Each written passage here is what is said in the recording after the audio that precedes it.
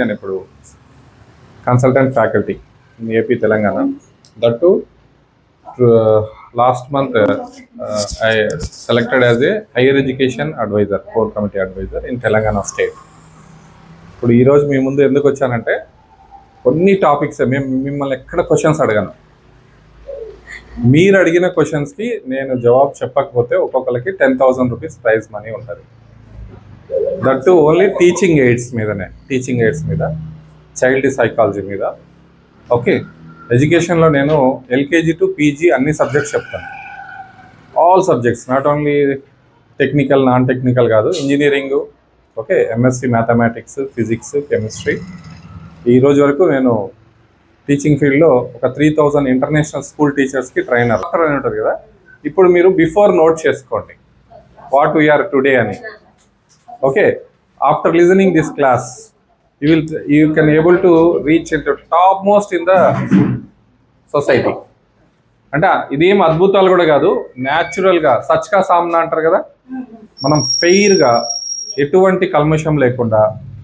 Okay, you are the nation builder for the society. Nation builder అంటేనే మీ చేతిలోనే ప్రతిదీ జరుగుతుంది. కానీ మీరు ఏదైతే ఇప్పుడు సింప్లిఫై చేస్తున్నానో సైంటిఫిక్ టెక్నాలజీ ద్వారా, ఈ టెక్నాలజీని మీరు జస్ట్ వింటే చాలమ్మా. అంటే realization in the sense, society ఇట్లా ఉంది కదా సార్, పిల్లలు ఇట్లా ఉన్నారు, తల్లిదండ్రులు ఇట్లున్నారు, ఫర్గెట్ అబౌట్ దట్. మనకు అవసరం లేదు, ఎవరి కోసమో మనం బతకట్లేదు. మీరు చెప్పిందే వేదం. ఎందుకంటే శంఖంలో పోస్తేనే అది తీర్థం అవుతుంది కాబట్టి టీచర్లు చెప్తేనే వింటారు. ఈవెన్ ఇంట్లో పిల్లలు కూడా తల్లిదండ్రులు ఏదైనా, వాడు కలెక్టర్ కావచ్చు, గెజిటెడ్ ఆఫీసర్ కావచ్చు, ఎంఆర్ఓ కావచ్చు, చెప్తుంటే మా ఇట్లా కాదు డాడీ, మా టీచర్ ఇట్లనే చెప్పింది అంటారు పిల్లలు. సైకాలజీ అది. సో నేను మీకు సైకాలజీ చెప్తూ, ఇప్పుడు మారిపోయిందమ్మా. మీరు చదివే రోజుల్లో ఒక సిస్టమ్ ఉండేది, పెద్దలంటే గౌరవం ఉండేది, అంతేనా? ఫస్ట్ పెద్దలంటే గౌరవం ఉండేది. ఇప్పుడు ఎక్కడైనా మీకు గౌరవం కనిపిస్తుందా సొసైటీలో? లేదు కదా. సో ఒక టీచర్ అంటే కూడా పైసలు ఇస్తున్నాం చెప్తున్నారు. 50% is the role of the teacher and remaining 50% is the role of the parent. Parents మీ మాట వినరు కాబట్టి వాళ్ళు వినేటట్టు చేసే మీకు ఒక కాన్సెప్ట్ని నేను చెప్తాను. నేను కొంచెం కూర్చొని చెప్తాను, ఓకేనా? 60 మెంబర్స్ అనుకుందాం మ్యాక్సిమం. 100% గ్యారంటీ ఇస్తా. ఆ విషయంలో 0 రిస్క్ ఉంటుంది పేరెంట్స్ నుంచి, ఫుల్ కోఆపరేషన్ ఉంటుంది. ఎందుకంటే చిన్న మార్పులు చేస్తే అది కొంచెం కఠినంగా ఉంటుంది, కానీ ఈజీ అది మార్పులు చేయడం. ఇంకోటి ఏంటంటే ఇప్పుడంతా ఆర్టిఫిషియల్ ఇంటెలిజెంట్ వచ్చిందమ్మా.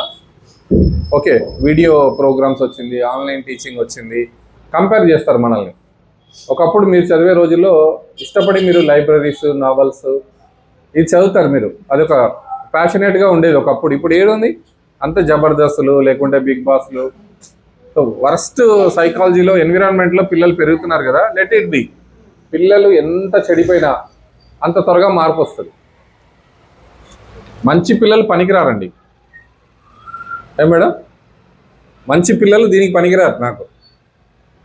దట్టు క్లాస్లో 40 మెంబర్స్లో ఫస్ట్ బెంచ్ ఒక 10 మెంబర్స్ ఉంటారు కదా. నేను I'm least bother about their feature. Last number వరకు నా రెస్పాన్సిబిలిటీ. ఒకప్పుడు టీచర్ అంటే ఒక మ్యాగ్నెట్ ఏంటి, ఫుల్లీ లోడెడ్ అంటే ఫుల్లీ చార్జ్డ్ అయస్కాంతం అంటారు. అక్కడ కూర్చున్న పిల్లలందరూ ఎవరు అంటే ఒక ఐరన్ పార్టికల్, అంతే కదా. ఐరన్ పార్టికల్ ఏముంటుంది, మాలిక్యూల్స్ ర్యాండమ్గా ఉంటాయి. అది కూడా ప్రాసెస్లో మ్యాగ్నెట్ అవుతుంది ఐరన్ కూడా. బట్ సైంటిఫిక్గా చెప్పాలంటే ఒక టీచర్ వెళ్ళి వాళ్ళను వెబర్స్ ఫార్ములా ప్రకారం మోటివేట్ చేస్తూ they will line up in the process. All the molecules will become one direction, then it will work as a self మ్యాగ్నెట్గా పనిచేస్తుంది. ఇప్పుడు మీరు 40 మందిని, ఇంట్లో ఉన్న ఒక్కరిద్దరు పిల్లల్ని మేనేజ్ చేయడమే మీ వల్ల కాదు. మీ పిల్లల్ని మేనేజ్ చేయగలరా? చాలా హారబుల్ అది.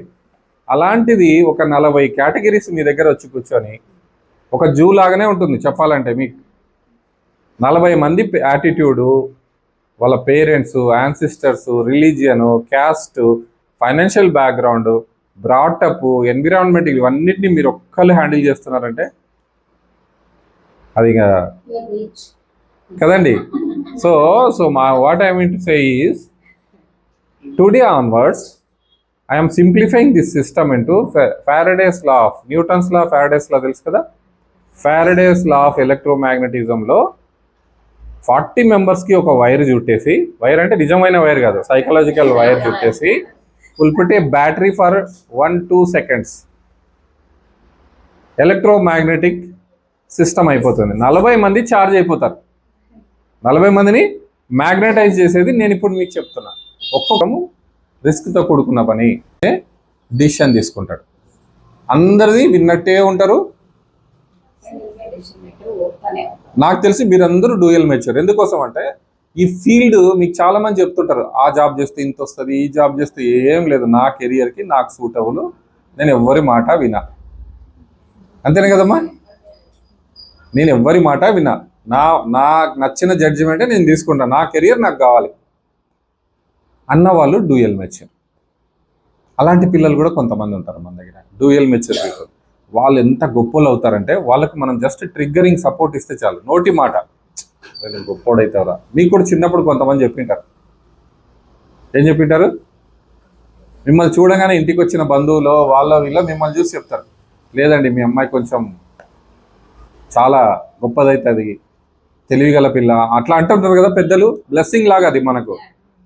మోటివేషన్ని మీ టీచర్లు చెప్పే మోటివేషన్ వాళ్ళకి త్వరగా ఎక్కుతుందమ్మా,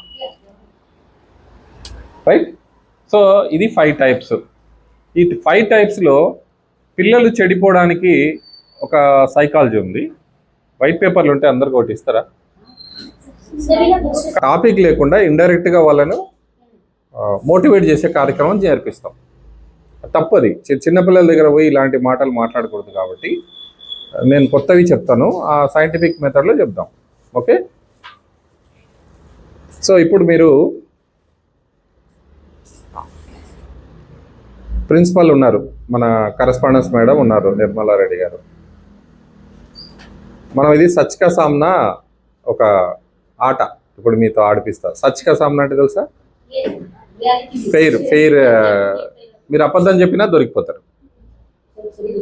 లైవ్ డిటెక్టర్ అంటారు కదమ్మా, నార్కోటిక్ అనాలైసిస్, నార్కోటిక్ టెస్ట్ అంటారు కదా, నిజం చెప్పకపోతే చెప్పించడం.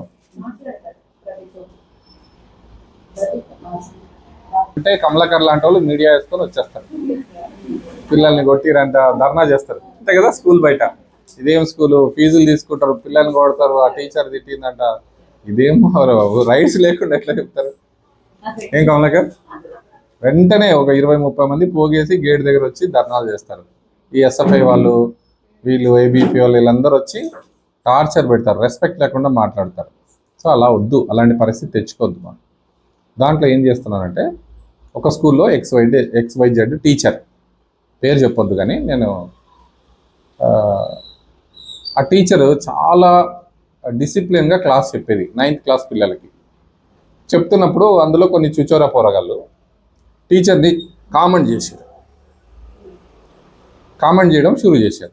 చాలా జెన్యూన్ టీచర్ ఆమె, హైలీ బాధ్యతగా చెప్తుంది. అంతకుముందు బ్యాచ్లు కూడా చెప్పారు, అందరూ చాలా పేరెంట్స్ కూడా బాగా. కానీ ఒక చోట చీడపురుగులు ఉంటారు కదా, ఆ టీచర్ క్లాస్ వాడు సరిగా వినకపోతే టీచర్ ఏం చేసిందంటే కొంచెం స్టాండప్ ఆన్ ద బెంచ్ అనింది, అంతే. అది కూడా అనలేమా మనం? అనొచ్చు కదండి.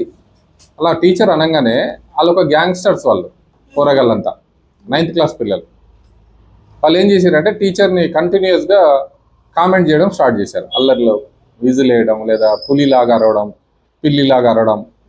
ఎవరు చేస్తున్నారో టీచర్కి మూడు డైవర్ట్ అవుతుంది. లెసన్ చెప్తున్నప్పుడు చేసినప్పుడు టీచర్ కోపం వచ్చి ఏం చేసిందంటే స్టాండప్ ఆన్ ద బెంచ్ అనింది. సో టీచర్ ఒక పనిష్మెంట్ స్టార్ట్ చేసింది. ఇక్కడ పిల్లలకు పనిష్మెంట్ లేకుండానే ఎలా మోటివేట్ చేయాలనేది లెసన్. పనిష్మెంట్ జోలికి పోతే మనమే ఇరుక్కుపోతాం. 0 పనిష్మెంట్ రేపటి నుంచి మన స్కూల్లో. అది ఎంత బాగుంటుంది మేడం? అది మీకు కూడా రిస్కే పనిష్మెంట్ ఇవ్వాలి అంటే కదా. ఫస్ట్ మనం సాల్వ్ చేయాల్సింది ఏంటంటే పనిష్మెంట్ లేకుండా చేసుకోవాలి. మీకేం సరదా కాదు కదా పిల్లల్ని కొట్టాలి తిట్టాలి అనేది, ఎందుకు వచ్చిన న్యూసెన్స్. కానీ ఆ టీచర్ ఏంటంటే బరస్ట్ అయిపోయి వాళ్ళు చేసే అల్లర్లకు మంచి మూడ్లో వస్తారు. క్లాస్ చెప్దాం, ఇలా చేద్దాం, పిల్లల్ని బాగు చేద్దాం అంటే వాడు పిల్లిలాగా కోతిలాగా అరిస్తే ఎంతసేపు భరిస్తారండి? స్టాండప్ ఆన్ ద బెంచ్ అంటే తప్పు కాదు కదా. సో మీ దగ్గర ఉన్న పేపర్, అది ఏ సైజ్ పేపర్ అయినా, ఒక పనిష్మెంట్ టీచర్ ఇచ్చారండి పిల్లోడికి, మీరు ఒక ఫోల్డ్ చేయండి, ఎలాగైనా మీకు ఇష్టం వచ్చిన యాంగిల్లో ఫోల్డ్ చేయండి. ఈక్వల్ ఫోల్డ్ ఉండాలి, అది ఫోల్డ్ అంటే ఈక్వల్గా హాఫ్ ఎట్లయినా. So teacher started giving punishment to the student. ఒకటే ఫోల్డ్ చేయండి అమ్మా, only one fold, one punishment one fold. Okay, ఒక ఫోల్డ్ చేయగానే వాడు ఏం చేశారంటే క్లాస్ అయిపోయింది, టీచర్ వెళ్ళిపోయింది, నెక్స్ట్ లెసన్ సబ్జెక్ట్స్ వస్తారు, ఈవినింగ్ అయిపోయింది, వెళ్ళిపోయారు. వాళ్ళందరూ ప్లాన్ చేశారు, అందరి ముందు ఇజ్జత్ తీసింది టీచర్. ఏం చేసింది? అందరి ముందు ఇజ్జత్ తీసింది. కాబట్టి వాళ్ళంతా ఒక 9 మంది పిల్లగాళ్ళు కలిసి 8 మంది కలిసి గోడల మీద టీచర్ పేర్లు రాసి బ్యాడ్ అని రాశారు. అలా కసి వేరే ఉండదు కదా, ఊరికనే పిచ్చి బొమ్మలు కార్టూన్ వేయడం, టీచర్ పేరు రాయడం. అది నెక్స్ట్ డే స్కూల్ అంతా పాకిపోయింది. టీచర్ క్లాస్ రూమ్కి యాజ్ ఇట్ ఈస్గా వచ్చింది. ఎవరో చెప్పారు, అమ్మ నీ పేరు రాశారు, ఎవరు రాశారు ఏంటంటే, టీచర్ ఏం చేసిందంటే ప్రిన్సిపాల్ దగ్గరికి వెళ్ళింది. ప్రిన్సిపాల్ దగ్గరికి వెళ్ళి, సార్ ఇట్లా నన్ను ఇన్సల్ట్ చేస్తున్నారు పిల్లలు, నిన్న ఇది జరిగింది అని ఉన్నది ఉన్నట్టు చెప్పలే. కొంచెం మసాలా వేస్తారు కదండి, అందుకే సచ్చిక సామనా అన్న. ఉన్నది చెప్తే ప్రిన్సిపల్ ఏమంటారు, దీనికి ఏందమ్మా పెద్ద రైట్ తీసుకో అంటారు. టీచర్ ఏం చేసిందంటే పిల్లలు చేసిన దానికంటే, సపోజ్ పిల్లలు పిల్లిలాగానో కుక్కలాగానో అరిచారనుకో, సింహం లాగా అరిచినారు అని చెప్తారు. సింహం అరవలే పిల్లలు, ఈమె ఫ్లోలో ఏం చేసింది, సింహం లాగా అరిచారు సార్, క్లాస్లో డిస్టర్బ్ అవుతుంది అని. ఆ పిల్లల దృష్టిలో ఏంటంటే టీచర్ జ్యూటా కోర్ అయింది. ప్రిన్సిపల్ పిలిచాడు పిల్లల్ని, చెప్పండి మేడం ఏం చేశారంటే, సార్ క్లాస్ చెప్తుంటే పిల్లిలాగా అరుస్తున్నారు, కుక్కలాగా అరుస్తున్నారు, కానీ సింహం లాగా కూడా అరిచిరు అని ఏదో చెప్పింది ఆమె అంతే. కానీ పిల్లలు ఏంది, పిల్లి కుక్క అరిచింది వదిలేసి, అమ్మ నేను సింహంలాగా అరవలే కదా, ఏం అబద్ధం చెప్తుంది, చూడరా ఎంత చెప్తుంది మన మీద. సార్ నేను అరవలేదు సార్ సింహంలాగా, ఒట్టిగానే చెప్తుంది సార్ టీచర్ అంటే. అది చిన్నగా అయిపోయింది, అది ఏది చిన్నగా అయిపోయి సింహంలాగా అంటుంది టీచరు. నేను ఎప్పుడు అరిచినా మేడం, క్లియరా మేడం? ఇది ఎంత సెన్సిటివ్ చూడండి, అందుకే చెప్తున్నా చైల్డ్ సైకాలజీ. సార్ ప్రిన్సిపాల్ ఏం చేశారంటే, అరే మీరు పద్ధతిగా లేదు, అర్థమైందా, మీరు ఇట్లా చేయొద్దండి మేడం, నేను చూసుకుంటా, మీరు వెళ్ళి క్లాస్కి వెళ్ళండి మేడం అని బయట నిలబడు బయట. ఎట్లయినా టీచర్ చెప్తే కొంచెం రికమెండ్ చేయాలి కదా, కరెస్పాండెన్స్ కొంచెం రెస్పాన్సిబుల్ తీసుకొని బయట నిలబడి నీ సంగతి చెప్తా, బయట ఉండు, మీరు వెళ్ళండి మేడం అన్నాడు. అక్కడ బయట నిలబడేసరికి స్కూల్ పిల్లలందరూ అని చూసారు. 4 గోడల మధ్య ఇజ్జత్ పోవడం కాకుండా స్కూల్లో వచ్చేటోళ్ళు, ప్రిన్సిపల్ దగ్గరికి వచ్చేటోళ్ళు, వేరే టీచర్లు కూడా ఏమైందిరా ఈడ నిలబడ్డావా, ఆడు బ్రాండింగ్ వచ్చేసింది, ఆడికి పాపులర్ అయిపోతున్నాడు వాడు. టీచర్లు కూడా వాళ్ళు కూడా చూసేవాళ్ళు కరెస్పాండెంట్, సార్ నిజంగా సార్ వీళ్ళు కోతిగాలు సార్, నా క్లాసులో కూడా చేసిరు చాలాసార్లు అని వాళ్ళు కూడా కొంచెం చేసిరు. అయిపోయింది. వాడు 8 మంది మాట్లాడుకొని ఇట్లా కాదురా వీళ్ళది, ఇక ప్రతి టీచర్ క్లాస్లో అల్లరి చేయడం చేసిరు. సో టీచర్ ఇచ్చిన పనిష్మెంట్, ఈయన బయట నిలబెట్టిన పనిష్మెంట్ ఒకటి, 2 అయింది కదా. ఇంకో ఫోల్డ్ చేయండి.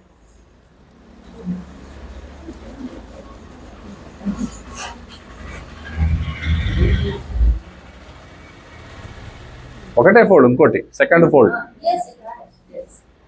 అయిపోయింది. పిల్లగాళ్ళకు ఇంకా భయం పోయింది.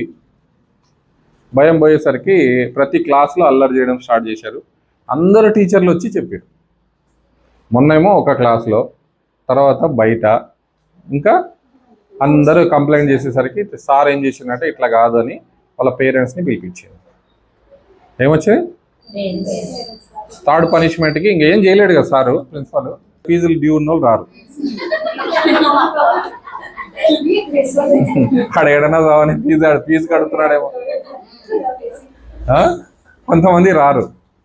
వచ్చిన కాడికి వచ్చిన వాళ్ళు ఏం చేశారంటే అందరు పిలిపించి, ఇదండి మీ పిల్లలు ఏం పెంపకం అది ఇది చెప్తే పేరెంట్స్ ఊరుకోరు కోపంతో. నేనేమో రిక్షా తోలు, ఆటో నడిపో, అంతే కదండి. నేను రాత్రి పగలు నువ్వు బాగుండాలిరా, మా అమ్మ నాన్న చదివిలే, నువ్వు చదువుకోవాలని నేను ఇంత కూలి పని చేస్తున్నా. అమ్మ కూడా అంటది, నేను తినక నీ ఫీజులు కడుతున్నా, నువ్వేంద్ర ఎట్లా తయారైనావు అంటే కోపంతో డాడీయో మమ్మీయో రెండు బీక్తారు, కొడతారండి. కొంతమంది ఆవేశంతో వాళ్ళకు కొడతారు, కొడితే ఇంకో పనిష్మెంట్ అయింది, ఇంకో ఫోల్డ్ చేయండి, అంతే కదా మేడం.